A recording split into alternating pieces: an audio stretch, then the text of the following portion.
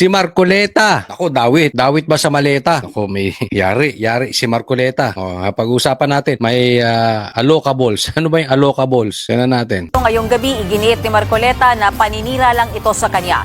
Dagdag pa ni Marcoleta, hindi raw dapat maging entablado ang Senado para sa mga anyay intrigero na alam naman daw kung ano ang totoong motibo. Bukod dyan, muli ring binira ni Marcoleta ang partial committee report sa flood control scandal ng Blue Ribbon Committee kung saan chairman si Lacson. Hindi raw kasi nito idiniin sina dating House Speaker Martin Romualdez, dating Presidential Legislative Liaison Office Head na si Adrian Bersamin at dating Justice Undersecretary Jojo Cadiz. Wala pang tugon dyan si Lacson.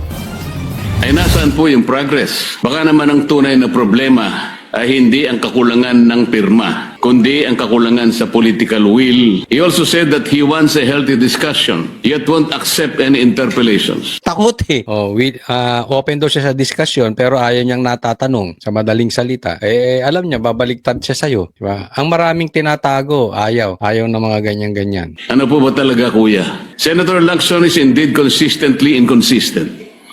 Mismo na target mo. Lacson is consistently inconsistent. One thing consistent with Lacson, inconsistent siya. Paiba-iba. Ay, alam mo, pag paiba-iba ka, Pinky Lacson, para kang Pinky, ha? Pinky. Invoking transparency when convenient, but resisting accountability the moment questions are directed at him. Sa flood control scandal pa rin, sinabi naman ni Senator Ping Lacson na wala raw itong iisang mastermind.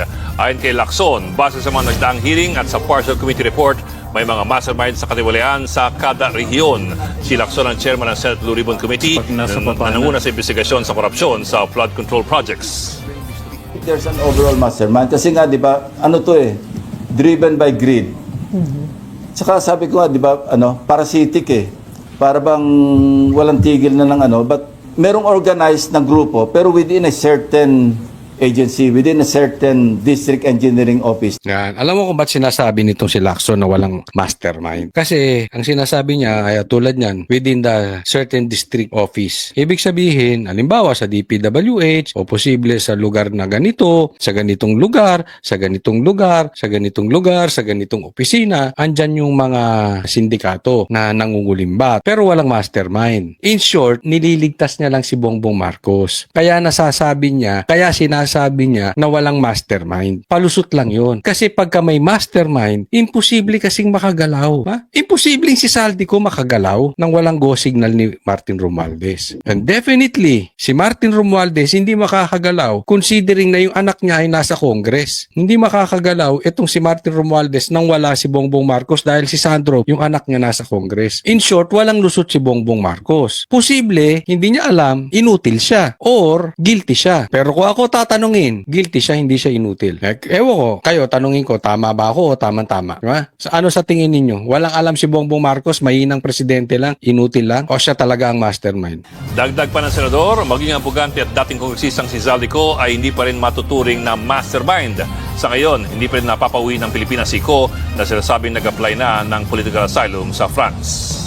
Fully organized, parang mafia, na lahat na sa'yo susunod. I don't think so kasi merong mga hindi niya rin kayang, probably hindi ko sigurado, based on evidence, meron din talagang particular congressman, not necessarily Saldico, congressman contractor, na nagmamanipulate siya within his sphere or area of influence. Sasabi niya kasi, hindi mastermind si Saldico. Hindi po talaga si Saldico. Ako sa tingin ko hindi. Ang mastermind dyan yung magpinsan. Ito, bigyan natin itong issue na ito. Si Senator Rodante Marcoleta matapos siyang idawit ni Senator Ping Lacson sa umano'y bilyon-bilyong pisong allocable sa flood control scandal. Sa kanyang privilege speech sa plenaryo ngayong gabi, iginiit ni Marcoleta na paninira lang ito sa kanya.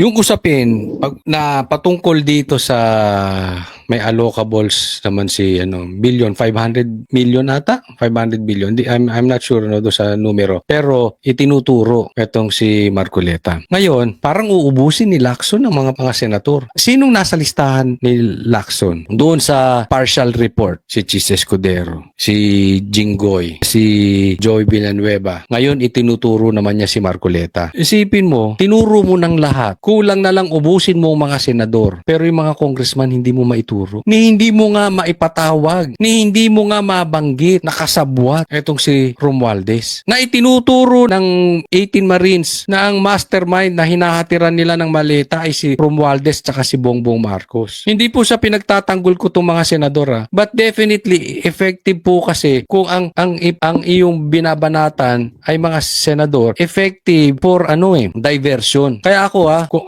ito'y aking opinion lang. Hindi ako naniniwala na involved dito sila Chis Escudero, Jinggoy, Eddie Villanueva, kahit si Bong Revilla, si Marcoleta rin hindi. Ito'y personal kong opinion. Kung merong mang silang pagkukulang, siguro naregaluhan sila. Pero I don't think na talagang sila ay tumatanggap ng mali-maleta o na consistent basis. Baka nakasama lang sa kanilang kampanya. Yan, posible yan. Posibleng nag-contribute. That I don't know. Okay? Pero ang punto rito, bakit ko nasasabi yan? Dahil kitang-kita naman sa nangyayari sa Pilipinas. Sino po ang nakakulong? Na alam naman nating inosente, si PRRD. Si Pastor Kibuloy, na wala namang kinalaman sa politika. Nagkataon lang na kaibigan siya ni PRRD. Nagkataon lang. At ako ay naniniwalang alam nyo to, na ang SMNI ay may paninindigan. Isa sa pagkakatiwalaan nyo. Parang dalawang mainstream media na lang ang talagang maayos. Diba? Sila yung inaano. Ngayon naman, ang bago, si Marcoleta. Dahil ba sinisiwalat yung boss ni Lacson? Kaya hindi ko pinapapirmahan yung partial report. Tamang hindi naman pirmahan yung kasi nga kulang. Ayaw mong patawag yung Marines. Ayaw mong patawag si Chavit. Ayaw mong patawag si Martin Romualdez. Ang dami mong ayaw ipatawag. Kulang-kulang yung investigasyon patungkol dyan sa ghost projects. Tapos, gusto mong pirmahan. Bakit? Kasi meron ka lang gustong maituro. Huwag po tayong magkaila. Alam nyo pong lahat yan.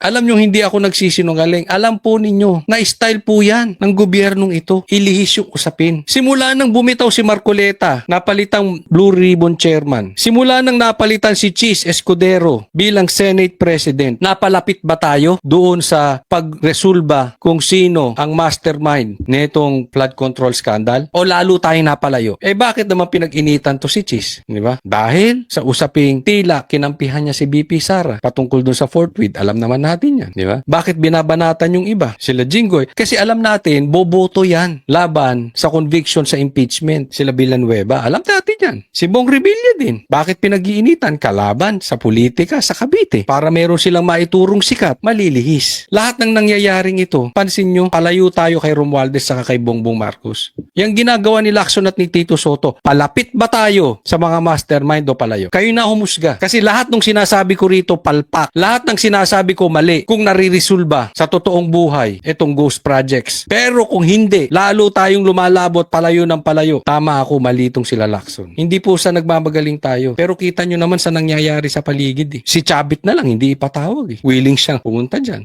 Eto, isa pa, may papakita ko sa inyo. Patunay na nagsasabi si Bongbong Marcos ang may pakana ng lahat ng ito. Reliable person. Hindi po siya Duterte. Sa katunayan, galit siya sa Duterte. Kinalaban niya si Duterte. And yet, lahat ng ito, pakana ni Bongbong Marcos.